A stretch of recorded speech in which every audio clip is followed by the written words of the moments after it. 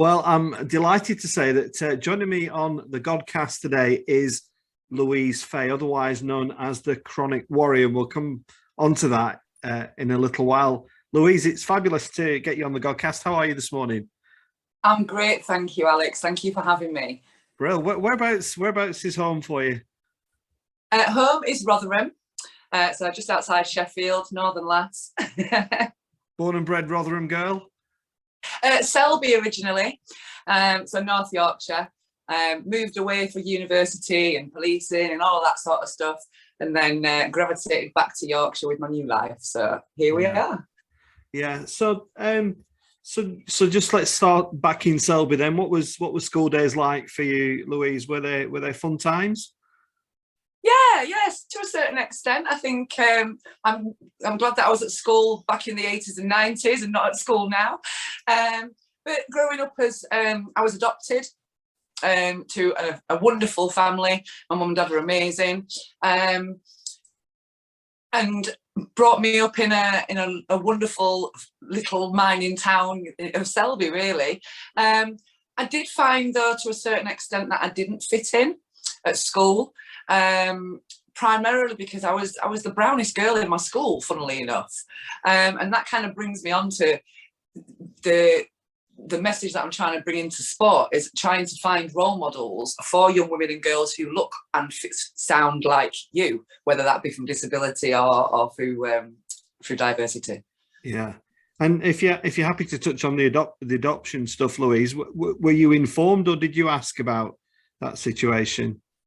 Yeah, I was absolutely informed. So my brother, who's 5 years younger than me, he's also adopted.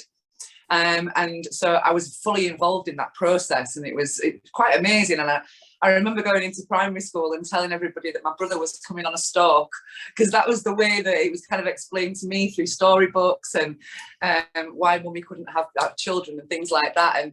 And yeah, so I was very much part of that process. I remember eating stacks of cheese sandwiches while they were bundling him into the car from the foster parents. And did that, I've seen these, I like these programs where, these kind of families that hook up years down the line. Is that become an inquisitive area for you of exploration or not? Interestingly enough, when I first started having problems with my pelvis and my back, that was when I became most inquisitive about it. And it's never been to try and find a relationship. It was to try and find out history about myself. So at that point, I actually did manage to contact my birth mother, found her on the wonderful world of Facebook, as you do.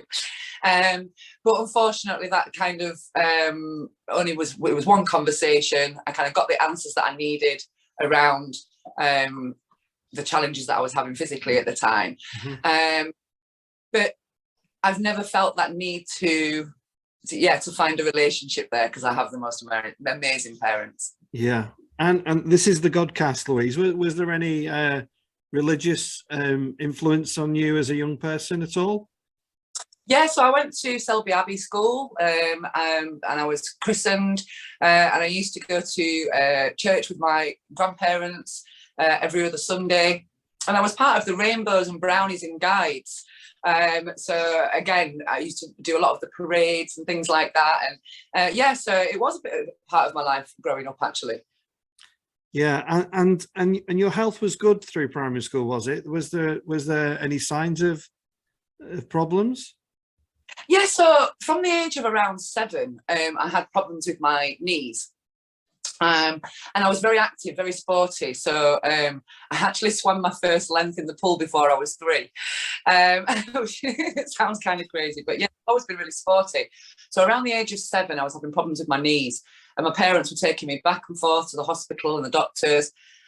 And for the most part, they thought it was growing pains. But fast forward 20 odd years, and if we look back now and we say, had they have looked maybe above and below my knees, they would have seen that there was a problem with the pelvis, and it might have well been, something that could have been sorted when my bones were soft and when I was younger. Right. And is that something you resent in any way that was never discovered, or? For a good while, yes. In the process between sort of finding that information out, the surgery failing, and coming into the retirement from the police, Yes, absolutely. There was a good year where my mental health really, really did take a turn for the worst. And that's why boxing, and I don't mind saying it, boxing saved my life. Yeah. But yeah, going back to that year, I spent a lot of time looking back and finding. But you know, once I kind of found peace with my new life, so to speak, I started to embrace it, and there goes my mantra of embracing life's challenge one punch at a time. You know, I'll take a little bit of that message and apply it to anything in life. It certainly helped me get through. Yeah, it's interesting, and I want to come to the positive aspect of this definitely. But just if we can just stick on primary school, you know, you said at the beginning that you stood out. You were a person of color. You were the brownest kid in the school, and then you have these problems in the knees. Did that cause issues for you in your relationships at primary school? You know, just tell people what it was like being the brownest girl in the school at a young age. Yeah, do you know, the thing was, I didn't really understand what the issues were, because at that time I didn't identify myself as a person of color. I just thought I was a person. And you know, I think anything around bullying and racism or sexism, whatever it may be, I feel is learned behaviour. But you don't understand that as a child. And I remember one really quite awful occasion when I was around 12, and a girl from the neighbouring school came and knocked on my door at home, and I'm not going to say the word, but I think you'll know what I mean. She knocked on my door and she said, "Will you go back to Pealand, where you came from?" And she was referring to Pakistan. I'm not from Pakistan, just to say and clarify. Not that it matters if I was. But that gave me, I ended up having to turn to my mum and say, what does she mean? I don't understand. And my parents, because there was very little information on the adoption paperwork, my parents didn't identify me as that either. So we lived in quite a naive world. Maybe had we have been given that information, like my parents had been given that information through the adoption, and they would have been able to help me with it, we would have been able to tackle that a little bit better growing up. Yeah, and high school, in my experience, was slightly more crass and more abusive environment than perhaps primary school was. And did that extend more as you got older through high school? Did you see more examples of racism? Yeah, a little bit actually. And I often think that it wasn't necessarily directed at the colour of my skin, but it was the one thing that made me different. And I was, like I said at the beginning, I was very, very sporty. So I was massively into football, swimming, all sorts of different things. So I used to hang around with the boys. I was a very boy, like a tomboy kind of person. And so I found it quite difficult to make relationships and friendships with the girls. Because yeah, I wasn't into the makeup and the getting dressed up and all of that sort of stuff. So yeah, it was a challenging time. Yeah, and of course, you know, you're not just dealing with that, but you're growing as well, and your body's developing, and so I guess the issue with your knees progressed. How was that visibly shown, Louise? How did it come across, and how did you recognize it? Do you know what? It kind of just became a natural thing. Teachers, peers, when it comes to sports, or you know, PE day or whatever, teachers would automatically say, "Have you got your knee braces? Have you, you know, things like that." So it just became normality that I had a problem, but we didn't look at how we could tackle that problem. You know. And again, that's something that I'm trying to do now, is work with young people with disabilities in schools to provide sports-specific training for these young people. You know, so things like cross-country, that was never something that I could do, but there was never an alternative. No. It's that lack of understanding of how to, okay, so that might not work, but there's always another way that something can work. So yeah, so it was quite challenging. Yeah. So wearing knee braces is quite away from losing the ability to walk. So when did that progress? When did it become really quite serious as a condition that was going to change the rest of your life, really? Yeah, so throughout my later teens, I kind of managed the issue in the sense that there's someone at my door. There's somebody at Louise's door. I want to see who it is, Louise. Get him on the camera. Drag him in. Give me 2 seconds. We'll just pause it there. We're back now. Louise has just answered the door. Louise, was it anything exciting? That's what we all want to know. Was it worth the trip? A lovely little box of treats from the beauty kitchen. Wow. Vitamins and all things to keep me going, keep me strong. Yeah, excellent. So we were saying about how it progressed and how that kind of showed itself. Just carry on what you were saying there. So as a teenager, I started to manage things myself, and it to the point that when I was a dancer as well. So my parents had taken me to dance class on a Saturday morning. I'd wait for them to leave, and then I'd go and hide at my friend's house for 3 hours because I didn't want my parents to realise just how bad things were. I started to protect them from my problems, really. So started to just scale back the sport, but secretly. And then going into adult life, when I joined the police, that's when it really started to come, in the sense that I was doing a lot of patrol work. So first couple of years I was out on the beat, whether that was on a bike or walking, and I was in absolute agony with my pelvis and my back and my knees. And I started taking annual leave off the back of my rest days to give myself time to recover. And I was living this life where I was hiding all of these problems, manage it myself. And it just got to a point where I really, really couldn't. I was in too much pain. So long story short, back with the referrals with the hospital and things, and they identified a problem with my pelvis. And it was worse with the right hip. So it was a suggestion of have this surgery, which on the face of it was quite a straightforward surgery, albeit a few hours. And the plan was I'll be walking again perfectly fine. And then if the left side gets too bad, we'll repeat the process on the left side. Unfortunately, that surgery failed. And it was no fault of anybody's, but it left me with some nerve damage in my right leg.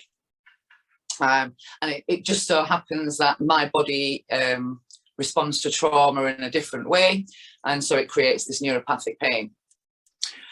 And it was at that time that they identified the issue with my spine. So I just want to clarify, I can walk, but I do use crutches, and I use a wheelchair for anything more than kind of a supermarket shop. So that just gives you an idea of my mobility, should I say.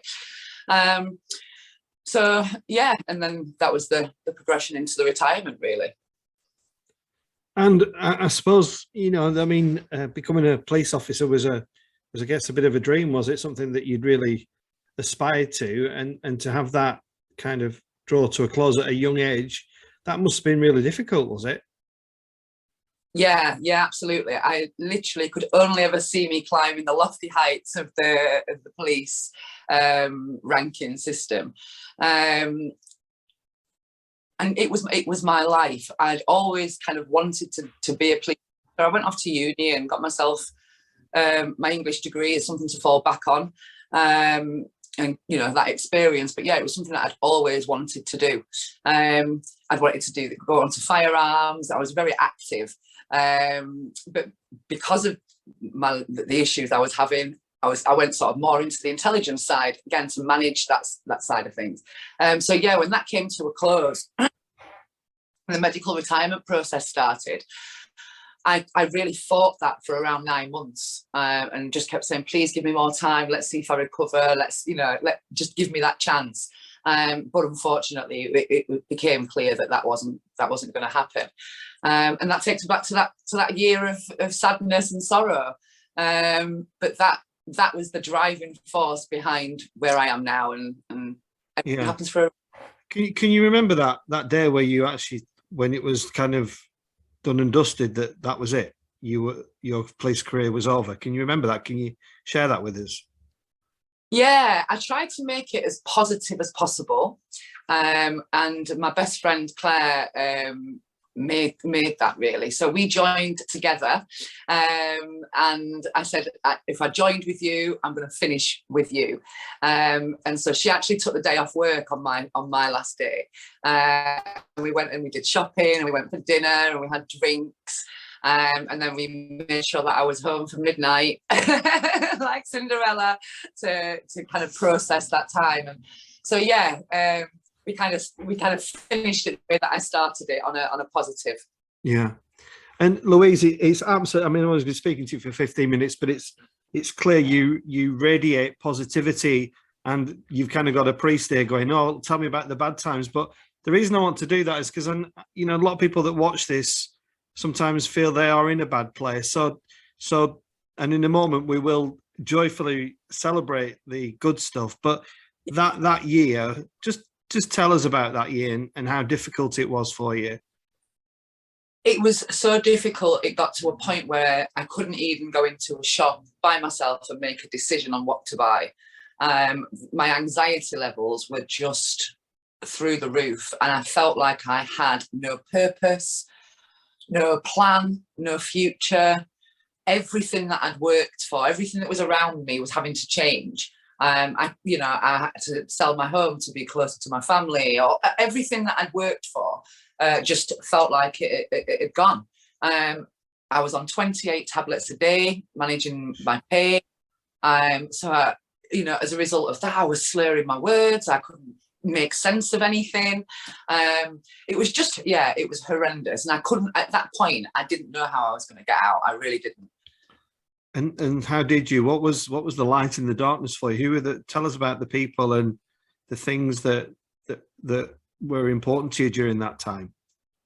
Well, absolutely, my parents, 100%. The patience that they had with me, and they were amazing. From the physical things that they did, just to the emotional side of things. But a game changer for me was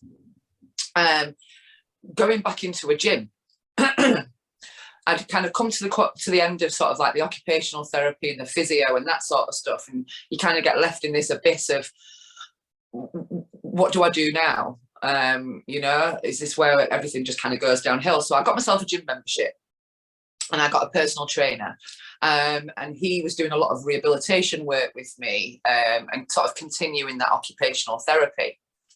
And we were just talking one day, and I pointed to the punch bag in the corner.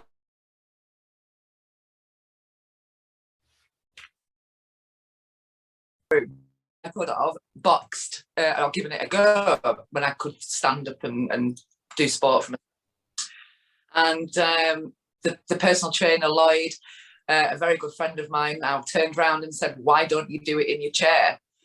And at that point, I could think of a million reasons why I couldn't do anything in life. But when he asked me that question, I couldn't give him an answer as to why not.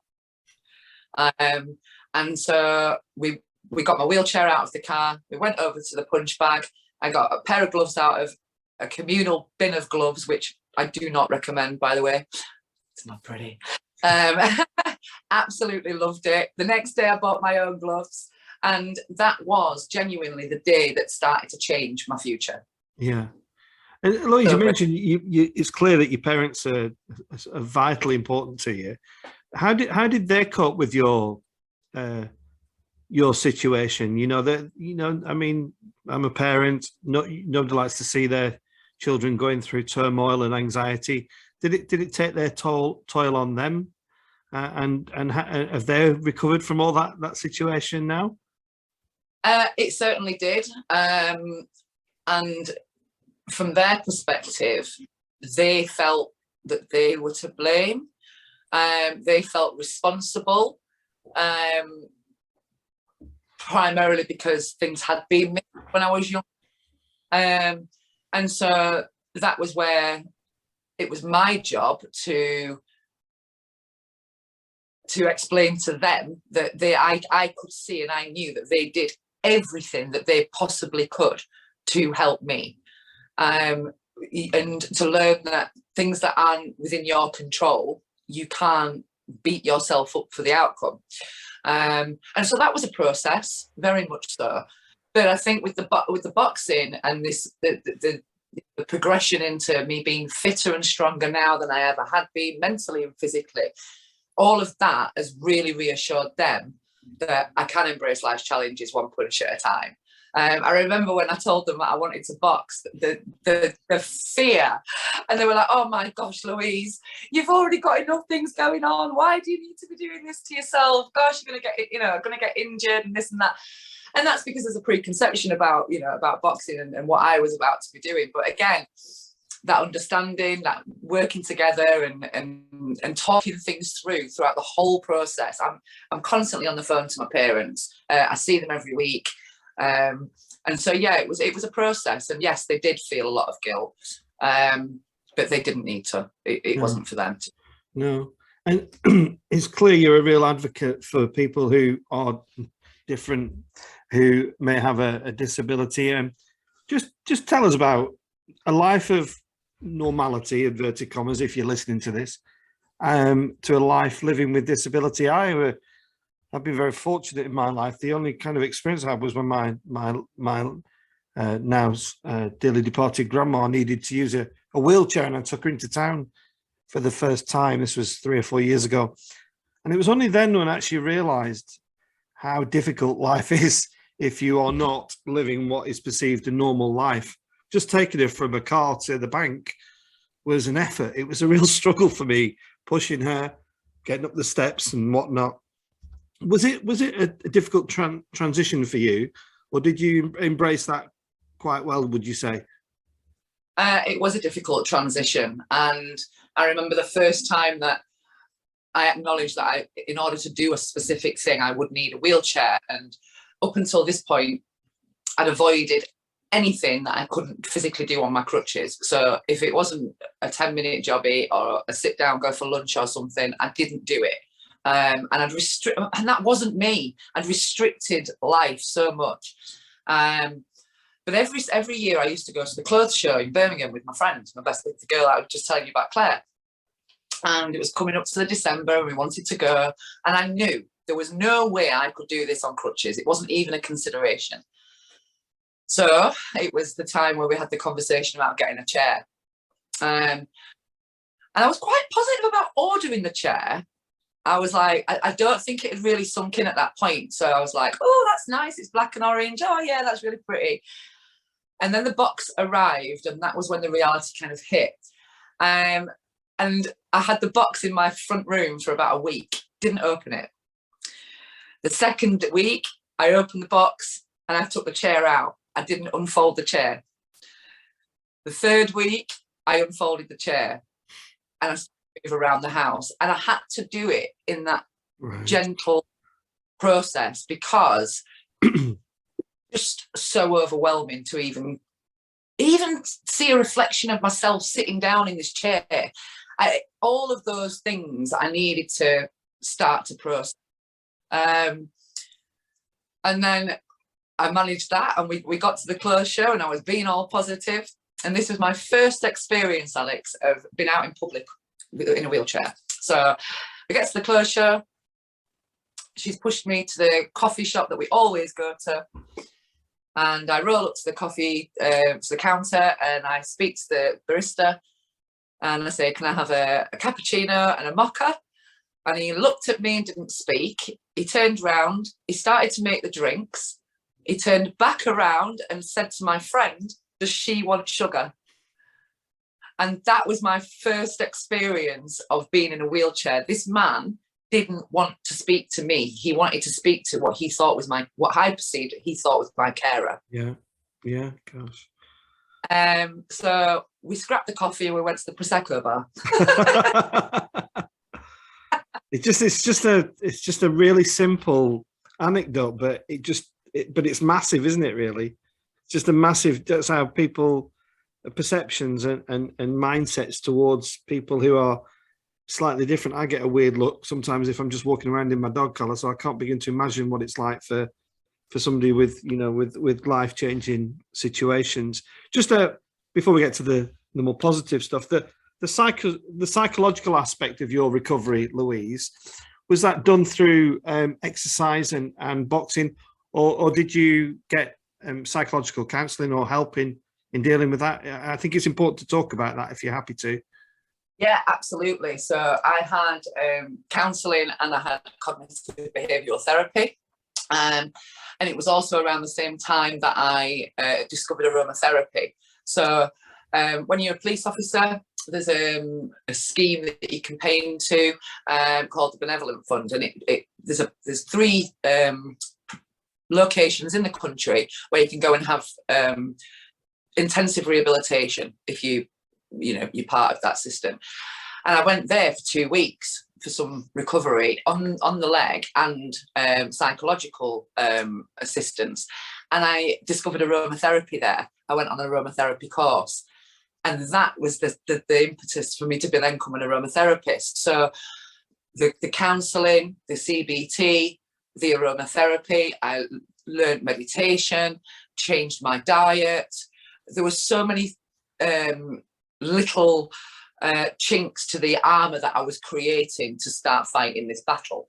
But yes, counselling and cognitive behavioural therapy were a very big part of it, helping me process and then look forward. Yeah, and then the boxing, you know, to do it as a personal interest, as a personal hobby, to just for personal well-being, has now developed into this title of the Kronik Warrior, which I think is brilliant. Just tell us a bit about that story, Louise, and how that has gone from personal interest, personal well-being and fitness to this kind of wider enterprise that's getting recognised nationally now. Yeah, so going back to that day that I put the gloves on for the first time, I went home that evening and started researching wheelchair boxing, adaptive boxing, disability, however you wanted to put it. And there were some examples of it, but to me, it didn't really demonstrate the craft and the art form of boxing. It had been scaled back, and it was quite, I'd say the word barbaric, actually. So some of the things I'd seen were 2 wheelchairs locked together and men just literally punching each other in the head and no escape. And you wouldn't tie feet together, would you, in standing boxing and expect them to punch each other? So I'm doing all this research, and there's just, I could see that it wasn't regulated. There weren't any specific coaches, but there was an interest. And I found a Facebook group, and I joined a Facebook group. And within that group, there was somebody from the World Boxing Council. And they contacted me and said, you know, you seem really into this. We've seen a few bits and pieces that you posted on Facebook. Can we come and have a little look at you? I was like, yeah, no problem. So they came over, and within 3 months of that happening, I'd been invited to the World Boxing Council annual convention in Mexico.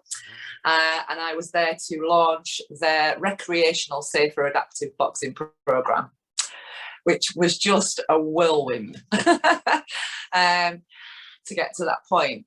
And then on my return from there, I started to work alongside the national governing bodies of the amateur sport of boxing, and raised this question of, you know, can this become a regulated sport? Can this become something that you will support?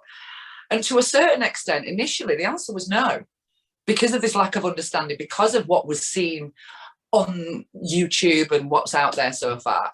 And so from that point to now has been a 3-year process of working really, really hard to demonstrate all of the benefits of this sport and to develop the craft of the sport.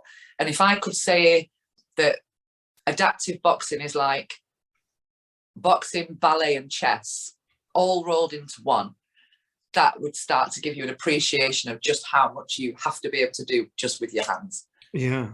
And what kind of numbers have reached out to this? You've got, so this is kind of a national, international thing now, is it, where people are kind of, you're a bit of a pioneer, Louise, aren't you? You're a bit of a role model and Yeah. groundbreaker. It's quite exciting, isn't it? So it's very exciting and sometimes quite overwhelming, actually. So when I came back from Mexico, the first process for me was to become qualified as a coach. And I became one of 2 people in the UK that had taken their amateur boxing course from a wheelchair. But the other person wasn't practicing, wasn't teaching. And so, yeah, that was an interesting experience in itself. It's something that I've spoken about before. So the few days of my England boxing course, I was made to sit on a black mat in my wheelchair because they thought that I might damage the floor with my chair. And so it was quite strange in that on that course that I should have been learning, I was actually teaching coaches of 30 years plus experience in traditional boxing of this new craft. And that was when it kind of, the realization hit that there was so much work to do in this sport, you know? Yeah. And yeah. Has that been recognised by professional boxers? I know we have a mutual friend in Kelly Maloney, who's just a wonderful person. Just you know, what's been the response from the kind of the you know, the hierarchy of the boxing world? You know, have we had Tyson Fury in touch yet? No, not had Tyson in touch, but he does do some adaptive boxing with a friend of mine called Sean Gash, who is an ambassador for RGK wheelchairs. And so Tyson is very much an advocate for disability boxing. But from Kronik Warrior side of things, we've worked with Terry Harper. Natasha Jonas is a massive supporter of ours, and spent a couple of days with her in the wheelchair, and have been involved in the Driving Force series at ITV with Natasha, and Katie Taylor obviously is the headline girl in that, and the pioneer of women's boxing. You know, it's the giants of like her that we're going to be standing on the shoulders of, you know. So it's amazing. We work with VIP in Manchester, which is Jamie Moore's gym, and the home of champions such as Carl Frampton.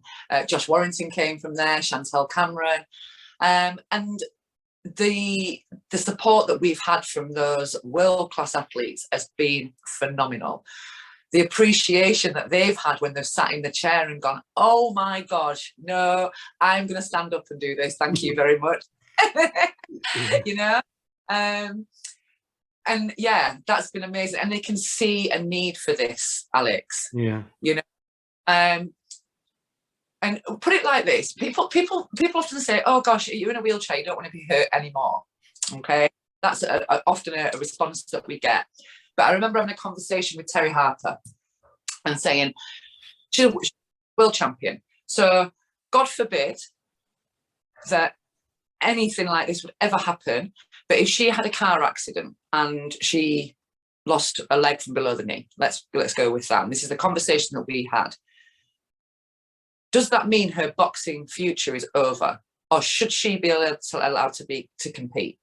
Now, as it stands now, there would be no facility for her to compete regulated adaptive boxing. Now, how wrong is that? When it's as simple as that, you know.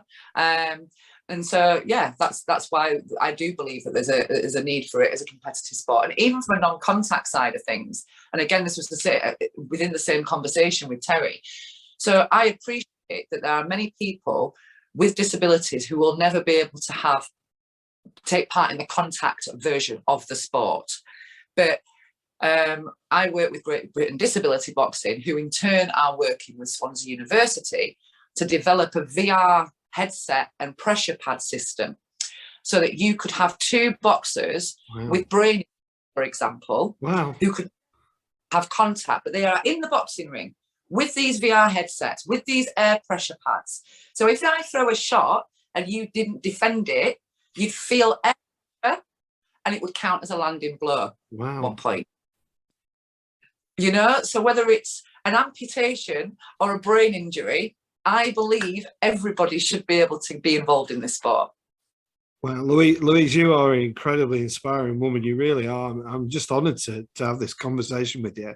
Just and what about actually? In my mind, I'm thinking, well, is this something that could work at somewhere like the Invictus Games? Is there been possibilities of that happening? Yeah, absolutely. So again, GB Disability Boxing, they're very much in touch with Invictus. One of our mentors is a veteran himself, has post-traumatic stress disorder, and he has collapsed arches in his feet. And so he's reached out to Walking with the Wounded, for example. And so, yes, absolutely, from an Invictus perspective, there's a lot of scope. And actually, veterans have been boxing in wheelchairs since the Second World War as rehabilitation. So we're now talking 70 years and we're still not doing it. So it is very much for everybody. But my goal is to get this to the Paralympics. And I promise you, Alex, I will not stop until it's there. You don't need to promise, Louise. I can tell you are incredibly driven by this. I can see. I was going to ask you about your goals and aspirations, but I think you've explored those and explained them to them. And just boxing as a sport, Louise, is it? Probably people might be surprised to hear a vicar say that he loves boxing, but it's a sport I really do enjoy. Have you got a few heroes in the boxing world? Who are your kind of guys that you think, wow? Mine is Barry McGuigan. It always has been. I was a huge fan of Barry McGuigan. What about yourself? Yeah, a few actually. So Clarissa Shields is somebody who I've always looked up to. Just say a bit about her, Louise, because female boxing is definitely on the increase, but people out there won't be familiar with it. Tell us about Clarissa. Yeah, so Clarissa, she boxed in the Olympics and then went on to be a 3-weight world champion in professional boxing. So has got the trademark of the greatest woman of all time, the GWOAT. So undefeated, up and down the weight classes, and is currently the undisputed middleweight champion. She's popped over to MMA and popped back, all at the tender age of 23. And to look up to somebody so young when I'm so old, just kind of shows just what she achieved in the short space of time. She's only ever been put down once in her whole boxing career by somebody else who I really look up to in Savannah Marshall. And that's going to be a super fight in June. Here, hopefully in the UK. Katie Taylor, absolutely undisputed lightweight world champion, gold medalist at the 2012 Olympics herself. Was the first female to be signed by Eddie Hearn at Matchroom, and has really paved the way, certainly in the UK, for women's boxing. And to be in the documentary with Katie, all about her life and legacy and what she's done. You talk about pioneers. She is the epitome of that. That was an incredible opportunity, and I was really, really privileged to do so. And then from a guy perspective, I look at people like Tyson Fury. You mentioned him earlier. He has overcome so much adversity, and what he's done for raising awareness within mental health, addiction, weight loss, weight gain, body positivity, the traveling community, all aspects of diversity that I don't actually think Tyson gets enough credit for, aside from being a phenomenal great and probably a historical great of boxing. Absolutely, yeah. And Louise, what would you say to people who think that women just shouldn't be knocking 10 bells out the proverbial out of each other? What's your kind of adult response to that? Because I do kind of get it in some way. It's like, as a kid, it would be unheard of, wouldn't it? But now it's very much it's becoming more and more popular. What's your take on it? Obviously, you're going to say it's fine because you're a boxer, but yeah, absolutely. Look, the work continues until the day that we say Katie Taylor, the boxer, Luiz Faye, the boxer, Tyson Fury, the boxer, whether it's a male, a female, or an adaptive, we should not stop this fight until all of those categories are classed as boxers. For me, I feel it's more of an issue with the person who doesn't think women should fight or disabled people should box. So I think it's about changing that narrative and allowing other people's eyes to accept what they see. And for people who do think women shouldn't box, disabled people shouldn't box, talk to us. Tell me why you think women shouldn't box. And let's have that, like you say, adult conversation. And let me give you an adult response explaining all of the reasons why we should. Let's have the conversation. Fabulous. And Louise, just have you got anything you'd like to promote? Have you got a website? I take it. Tell us about where people can find more about you. Well, just before I tell you about that, I want to tell you about something that we've launched literally this week on Monday. Okay, and it leads very much on from what you just said about women in boxing. So, something I found very straight away going into boxing gyms is often there was either no female-specific toilet, or there were no sanitary provisions in these toilets for the women and girls who were coming into the boxing gyms. So as a coach, I was getting a lot of women and girls coming up to me saying, I'm in this situation, can you help me? Okay. And I became an ambassador for Girls Just Want to Box. And when they asked me what I would like to change in boxing, whilst everybody was talking about 3-minute rounds, equal pay for women, my response was that I think every boxing gym should have sanitary provisions for women and girls. And we have launched on Monday Kronik Warrior UK campaign of Women Box, period. We are here to stay. And my challenge now is to provide sanitary provisions for all 226 amateur boxing clubs in Yorkshire and the Northwest regions in which we cover. And so I'm super proud to be launching that initiative this week. Yeah, well, Louise, if we can help in the Northwest, do let me know, and we will do our best to help and support you in that venture. That sounds it's just inspiring stuff, isn't it? It really is. And I just want to thank you, Louise, for coming on the Godcast. I like boxing. I don't know if you know Kathy Macaulay. She's from Belfast. Yeah. She's Northern Ireland's only professional female boxer. She's been on the Godcast. So if anybody watching wants to just explore another avenue of boxing for women, then do check that out. But Louise, thank you so much for your time. You are an absolute inspiration, and I can only wish you continued success in bringing this sport to the world and to the UK. Thank you. Thank you. You can find us at chronicwarrioruk.org. Okay, Louise. God bless, and thanks again. Thank you. Oh, thank you.